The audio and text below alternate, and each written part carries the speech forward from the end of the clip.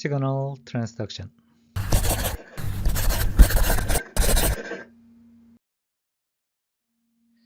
For the proper function of the cells, cells need to communicate with the other cells. For this communication, the signaling molecule from outside somehow it needs to reach the target inside the cell and generate response. This kind of information transferring from outside into inside of the cell, this is called as a signal transduction. If the signaling molecule can penetrate through the cell membrane and reach the target directly, that would be direct signal transduction. For this, the signaling molecule needed to be drug-like material or reasonably hydrophobic and small size. But in many cases, the signaling molecule cannot penetrate the cell membrane, that it needs indirect mechanism of transferring of those signal. So here, the first signaling molecule we call ligand, and then the receiving partner on the cell membrane is the receptor. So when ligand binds to receptor, and that signal is transferred into the cell, and then relay those signals and reach to the final targets for the response. Inositol phosphate system is a very well characterized signal transduction mechanisms. If the first messenger, hormone or signaling molecule bind to the cell membrane receptor, that signal is transferred into the cell and through multiple steps of enzyme reaction, and second messenger inositol trisphosphate is generated. And inositol trisphosphate bind to the calcium, the releasing receptor, and calcium can be third messenger. This pathway also has a branch here, and then it can generate another second messenger, DAG, so it can generate multiple signaling inside the cells.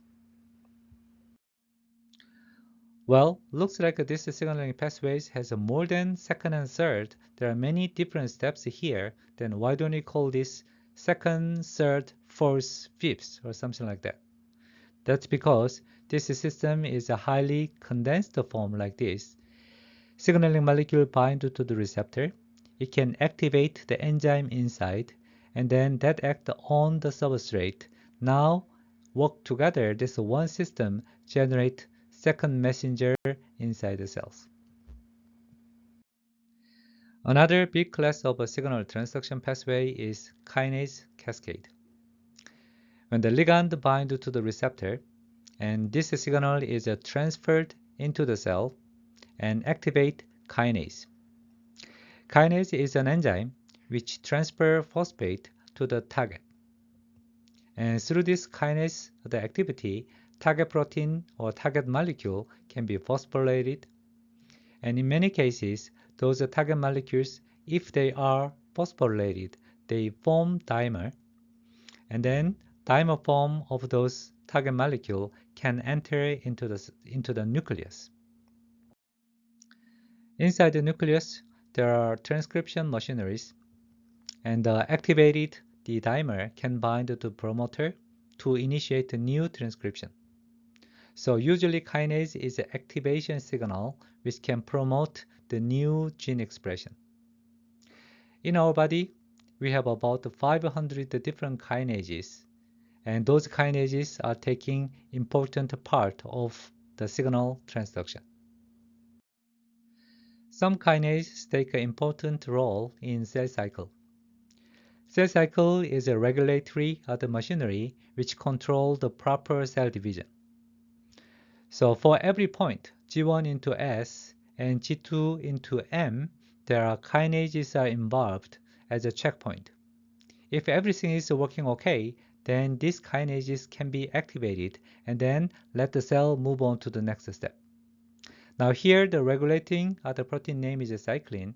That's why this kinase family is called as cyclin-dependent kinase. So in the beginning, there are CDK4 and 6 and 2.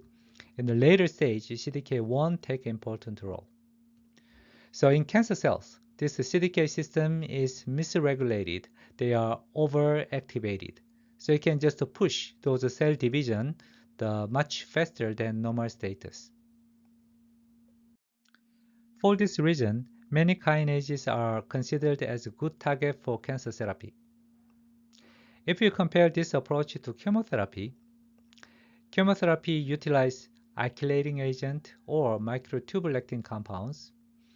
They can attack any kind of fast dividing cells. That's why we have a serious side effect such as hair loss.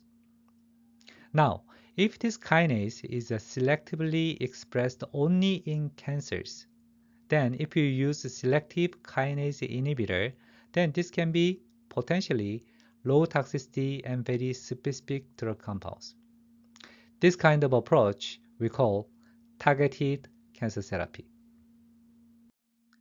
If the kinase is a target of cancer therapy, then the next step is how to design the selective kinase inhibitor. Now let's look at the function of a kinase. Kinase is transferring the phosphate to the target, and if kinase is gone, then the bullet is ATP. From these ATP molecules, only this bullet head, only phosphate can be transferred to the target site. So this is the function of a kinase. There are several different kinds of strategies to develop kinase inhibitor. First approach is making ATP analog. All the kinases, they utilize ATP as their bullet. That's why they have an ATP binding pocket. If some small molecule has a stronger binding affinity to ATP binding site, it can block the function of a kinase. So that's why the first generation of kinase inhibitors are mainly ATP analogs. Problem of this approach is the old kinase, the 500 different kind of kinases, every kinase has this ATP binding site. So that's why getting the selectivity among kinases is a little challenging. Second approach is the kinase substrate binding interfering. So this binding is specific for every type of kinase and also its substrate. If you can selectively interfere this interaction, it can be potentially selective only for the one kinase.